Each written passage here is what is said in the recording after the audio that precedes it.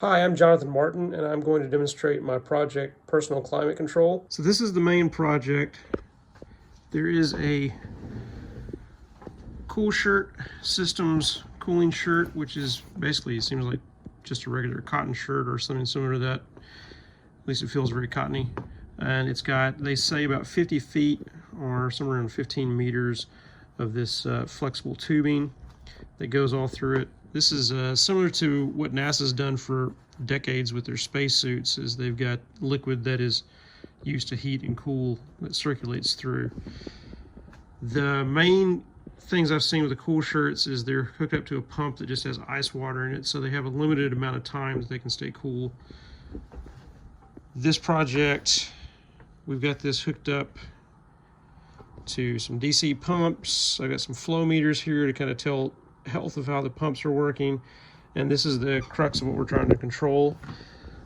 We've got thermoelectric coolers sandwiched in between water blocks. So on one water block, we're connected up to a pretty large radiator with some 120 millimeter DC 12-volt fans, and these go pretty high in volume and amount of airflow that it does.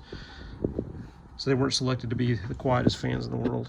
And on the other side, we've got a block that is connected to the shirt system. So the idea is the cold side of the Tex will cool this down while the radiator keeps the hot side from getting too hot, trying to keep this as close to possible as ambient temperature so we can get this side as cold as possible.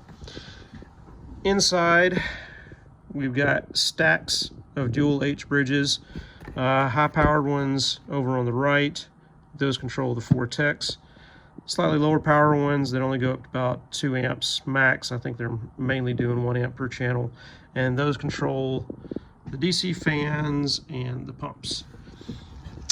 And way back here, we've got the embed microcontroller, an LCD panel mainly for debugging, and the Bluetooth module, which is how we mainly communicate with this. Then there's a whole bunch of cables that is a lot of power management mainly, and also we've got 12 volt connected up to a DC regulator that brings that down to 5 volts, and that's what actually powers the embed. For this setup, we're also connected via USB to a laptop over here, and we are monitoring the temperature of both of the water blocks.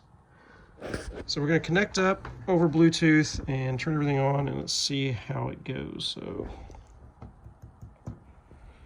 all right, so we're already connected up here. We've got the temperature of the radiator side, the temperature of the cool shirt side, and this is our goal temperature. So we're going to crank this goal temperature down quite a bit. Oh, here we go. There we go. So we're never going to reach 4.5 degrees. This is all in Celsius, by the way. We're never going to reach 4.5 degrees Celsius. But we're going to go ahead and turn it on to cool, and it's going to pre-cool, and I'll come back in a minute and show you how the temperature got to. So there are 2 thermistors connected to the water blocks. One water block is attached to the radiator, as we said, and the other one is attached to the shirt. The red line here is the temperature of the radiator side. The blue line is the temperature of the cooling side attached to the shirt.